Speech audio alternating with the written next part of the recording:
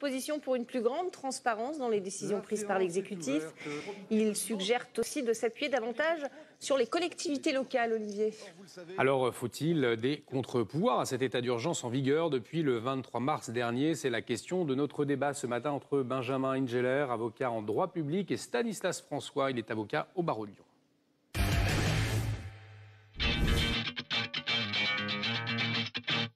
Je pense qu'il y a effectivement un ras-le-bol et surtout, je pense que c'est un ras-le-bol qui est bienvenu. Parce que, pour revenir brièvement sur le contexte, l'état d'urgence sanitaire, comme son nom l'indique, ce sont des mesures d'urgence et mesures d'urgence doivent garder un caractère exceptionnel dans le temps.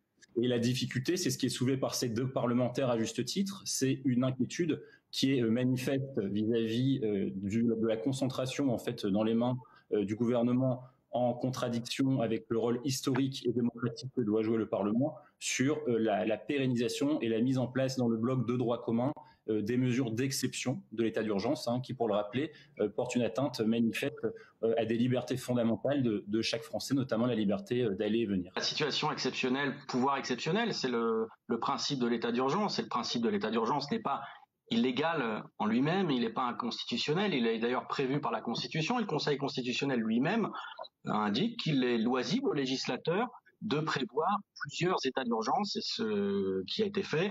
En revanche, c'est pas parce que les libertés publiques, les libertés fondamentales sont restreintes que les principes qui gouvernent l'état de droit doivent disparaître. En ce moment, avec l'état d'urgence sanitaire, nous avons l'état d'urgence sanitaire mis en place par la loi du 23 mars 2020. On est sorti de cet état d'urgence le 10 juillet et on a une loi du 9 juillet qui prévoit un régime transitoire qui reprend lui-même des dispositions issues de l'état d'urgence, notamment celles qui ont permis au Premier ministre d'imposer le port du masque dans les espaces clos alors qu'on était sorti de l'état d'urgence sanitaire. Quels que soient les gouvernements, depuis quelques années, on a un petit peu tendance, si vous voulez, à se servir de cet état d'urgence pour finalement faire rentrer dans le droit commun des atteintes manifestes à nos libertés individuelles qui n'auraient jamais pu être possibles en temps normal puisque les parlementaires ou les citoyens n'auraient bien entendu pas accepté de telles mesures. L'article 16 de la Constitution, donc c'est-à-dire les pleins pouvoirs donnés au président de la République, au bout d'un mois, le président de l'Assemblée nationale ou le président du Sénat peut saisir le Conseil constitutionnel pour lui demander si effectivement les conditions requises à la mise en place d'un tel régime restrictif de liberté sont toujours réunies. Ici, dans le cadre de l'état d'urgence sanitaire, c'est pendant 2 mois, l'exécutif s'octroie les pleins pouvoirs. Donc, s'il y a peut-être la première institution, c'est le législateur lui-même qui dispose de ces outils-là. La problématique, c'est qu'aujourd'hui, le Parlement qui ne s'oppose pas justement à la mise en place dans le droit commun de l'état d'urgence sanitaire, c'est, si vous voulez, mettre dans le bloc du droit commun les atteintes aux libertés fondamentales que sont la liberté d'aller et venir, la liberté d'entreprendre, la liberté du commerce et de l'industrie. Le dernier rempart aujourd'hui pour vraiment garantir ces libertés individuelles, ça reste malgré tout le juge administratif et le Conseil d'État. On nous a dit que nous sommes en guerre et on a utilisé tout le vocabulaire guerrier, mais ce n'est pas vrai, nous ne sommes pas en guerre, nous sommes dans une situation sanitaire compliquée.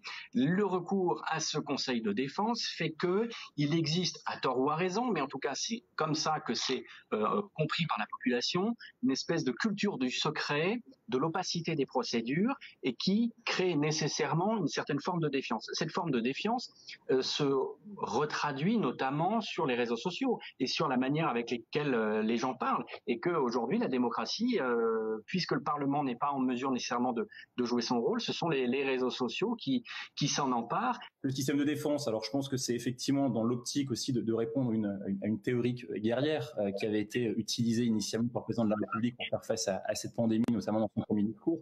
Et l'objectif aussi concret, c'était de pouvoir mettre en place concrètement des mesures assez rapides. Et bien forcément, parce que tout le monde a un sentiment de non-représentativité de la part du Parlement par le citoyen, celui-ci va être amené à s'exprimer soit par le biais des réseaux sociaux, ou alors effectivement la presse va aussi avoir un rôle extrêmement important. Et le sentiment qu'on a aujourd'hui, c'est peut-être que la presse et les réseaux sociaux portent, on va dire, portent le combat davantage aujourd'hui que les parlementaires sur le respect des libertés individuelles vis-à-vis de l'exécutif. on a développé un état d'urgence spécifique qui s'appelle l'état d'urgence sanitaire. Et il y a cette tendance aujourd'hui à l'accumulation de textes d'exception. On a déjà l'état d'urgence sécuritaire. On a aujourd'hui l'état d'urgence sanitaire. Demain, qu'est-ce qu'on aura? L'état d'urgence climatique. C'est un petit peu la valse des états d'urgence. On accumule les états d'exception aujourd'hui.